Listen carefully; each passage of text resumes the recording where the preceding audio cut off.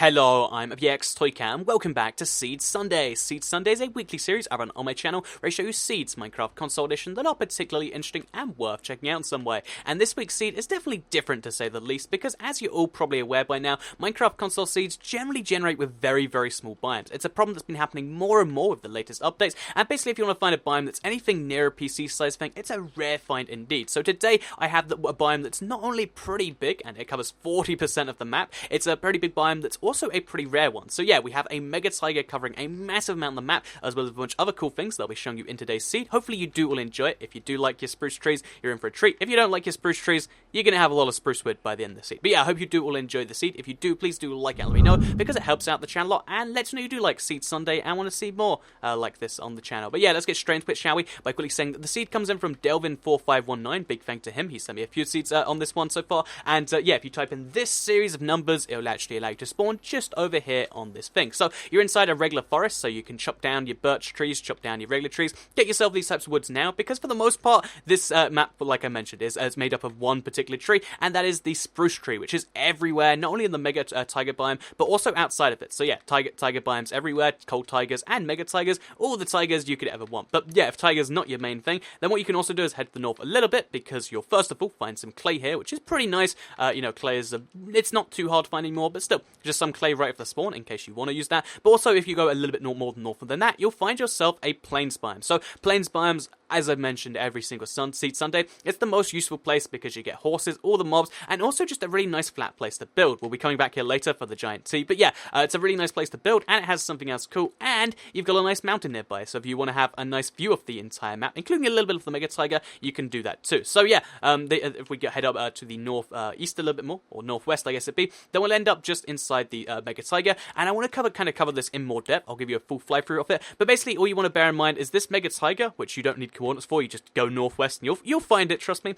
It's just absolutely giant. So bear in mind, I'm on Xbox One right now. This is a classic size world, so it works on all consoles. But yeah, this is on Xbox One right now. You can see pretty much the entire rendered distance in every direction is just going to be this mega taiga. Some of it's on fire over there, but if you ignore that, very, very big mega taiga, and there's a big river going through it. So again, we'll come back to that later, focus a bit more, but just this is one of the key parts of the seed. It's giant, and even the parts that aren't mega taiga, you can see there's a spruce forest here, even the parts of it that aren't mega taiga are just regular taiga anyway. So it's like, oh yeah, so there's a little bit of mega taiga with a good buffer of this taiga. But yeah, in case that's not your thing, I wanted to show off some of the ravines this map has, because as I was searching the seed for a bunch of cool stuff that wasn't just the mega taiga, I found ravines after ravine after ravine, and I was going to show off just how many ravines there were, but it felt like a weird thing, because honestly, once you see one average-ish ravine, you've seen them all. So instead, I figured I'd show you this one as like a benchmark ravine. This is a pretty average ravine, if not a slightly larger than average, just so when I show you the next two crazy ravines, because you know, if you have enough ravines, some of them are going to be crazy. How do I get out? Let's just break away out.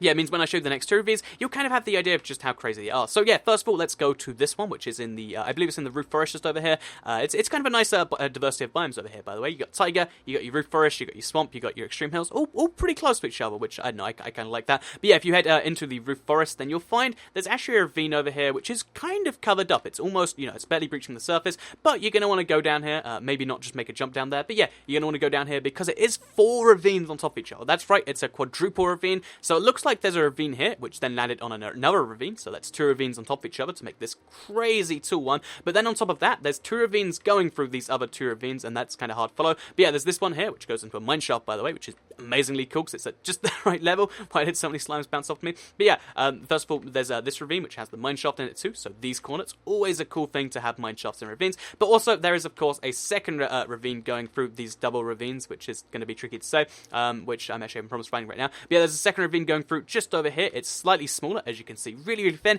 But yeah, just the fact that there's 4 ravines on top of each other means all the gold you could ever want. Oh, and the mine shaft goes into this one too, by the way. But yeah, all the gold you could ever want. There's slime spawning in here too, apparently. That's something I just learned as we were doing this showcase now. As well as just, yeah, all the ores, nice stuff to explore, and a mine shaft, all the things you could ever want from a ravine, and it's only barely peeking through the surface. So yeah, you want to make note of these coordinates. You might want to just jump straight in there. Maybe that's the best way. Just like, oh, well, you know, it's worth trying. I'm actually, oh, no, don't hit the tree, though, or you'll fall on the granite. But yeah, it's something I think is pretty cool, and that's that right there. So, yeah, pretty awesome ravine over here, but I mentioned there was another one. So, before we go to the second one, I want to kind of head through the mega taiga, because I really want to show you the scale of this thing, because on the map, it's big, right? It covers 40% of the map, or something like that, but if you look at it in person, it's even crazier, because again, bear in mind, this is, you know, going all the way from over here, where you can see there's little brown spots, This is, by the way, this all has the Mega Taiga trees, it all has the boulders, it all has the pod salt and the coarse dirt, which are pretty rare stuff. But yeah, if you just head through this thing, you can see it's just Mega Taiga after Mega Taiga after Mega Taiga. There's a river going through here, which especially illustrates the point where you can just go, you can follow this thing all the way through, and even if you're not looking at the whole thing, you're just kind of trying to speed through it as fast as possible,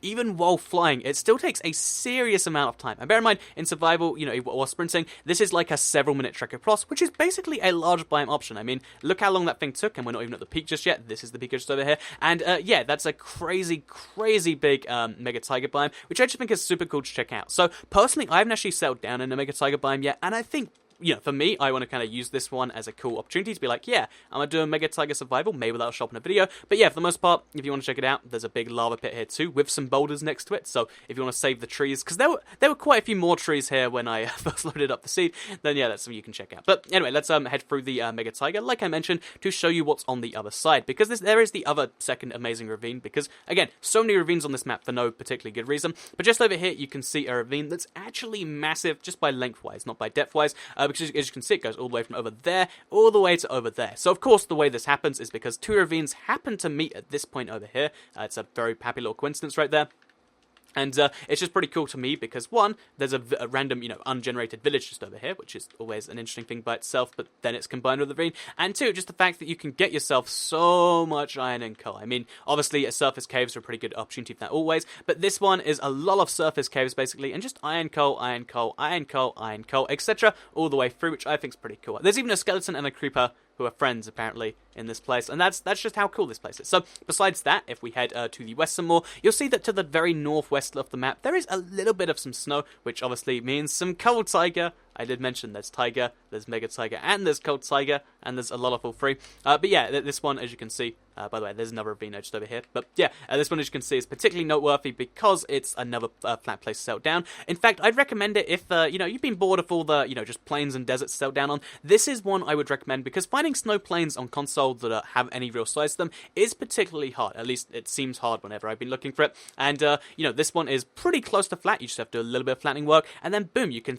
make a giant house. You can make whatever flat thing you want to make, and yeah, that's pretty cool if you ask me. Obviously, a lot of surface caves that are extra obvious because it's white, and just a pretty cool place in general, but also, the reason I come here is to show you a abandoned mineshaft. So, there's lots of abandoned mineshafts in the sea too, but one of note is this one over here, because if we dig down to here, you'll see it's an abandoned mineshaft crossed with a spawner again. You know, this thing seems to happen a surprisingly frequent amount, but if you want your free spawner stuff, and a spider spawner, and a spider farm, or string farm, whatever, you can do that just over here. There is a suspicious number of creepers all formed in a row over here. Like, I'm genuinely suspicious. Also, this one is a slime spawning chunk too. That's a very happy coincidence. So, yeah, with that all said, let's head out of the 6 creeper slime spawning chunk mineshaft, which again is found at these corners just over here, very, very close to the map, X420 apparently, which is only a little bit amusing, I swear. And yeah, if you just head over there, you'll find this thing. Pretty cool if you ask me. Also, this is an extreme hill biome, I'm pretty sure, so you might find silverfish on the way down. I don't think that affects too many people. But yeah, let's go to the final part, which is back at the plains biome near spawn. That's right, some of you might have forgotten it. But yeah, the plains biome near spawn does have something else worth noting, which is these strongholds. Because, yeah, but by the way, if you don't want spoilers, I guess I've already given them to you. So just forget the last 5 seconds if you don't want spoilers, because if we go to that plains biome, again, look at this Mega Taiga. It just goes on forever and ever, which regardless which direction you go for it. Yeah, if we head all the way back to the spawn, then you'll see at this big plains biome here, pretty cool again because you get all the stuff. This is where I'd recommend settling down if you just want a nice place to start. But yeah, basically if you head down to here, you'll find yourself the end portal. End portal's always a cool place. You know, you get silverfish spawner too, and you get to go to the end. Everyone loves the end portals. That's why people ask for coordinates. But if you look around this place, there's first of all, there's a chest just over here. Second of all, there's a chest just around the corner, I believe. Yep, just over here. So, you know, you already got 2 chests, which could have different things depending on your platform. But if you then head to the right instead of the left, then what you actually be able to find is it's another one of these strongholds. Oh, there's a third chest, by the way. But it's another one of these strongholds, which is very, very broken because it's intersected with a cave. So, yeah, as you can see, you kind of need to fly if you want to go across this one, which is just kind of cool and bizarre to me that it's such a broken one. But also, because it intersects with a cave so low down, this is actually the perfect cave to look around for diamonds. And to give you a little bit of hand on your first look, if you just go over to here, and then you take a left, and then you go over here, I'll just give you coordinates. If you just head over to here, you'll find yourself your first pair of diamonds, maybe more than 2. Oh, 3 diamonds. Is it just 3 diamonds? 3 diamonds indeed. So, yeah, 3 diamonds just over there. That's like a free pickaxe right there, and that's pretty cool if you ask me. So, with that said, actually, just one more time. These are the coordinates, just in case you're curious. I know I always show off coordinates in a little bit of a shaky, fast way. Yeah, with all of that said, very broken Stronghold, very amusing Ravines, very, very large biomes, like almost brokenly large, you could say. Let's look at this, that's pretty cool. Yeah, but all in all, pretty cool seed, lots of cool stuff to do, and I quite like it quite a bit. So, with that said, I hope you did all enjoy this Seed Sunday. If you did like it, please do like it and let me know. Share it if you really liked it, and subscribe if you are new around here. I make videos just like this one every single day on my channel, and if subscribed, you'll see them daily on your homepage.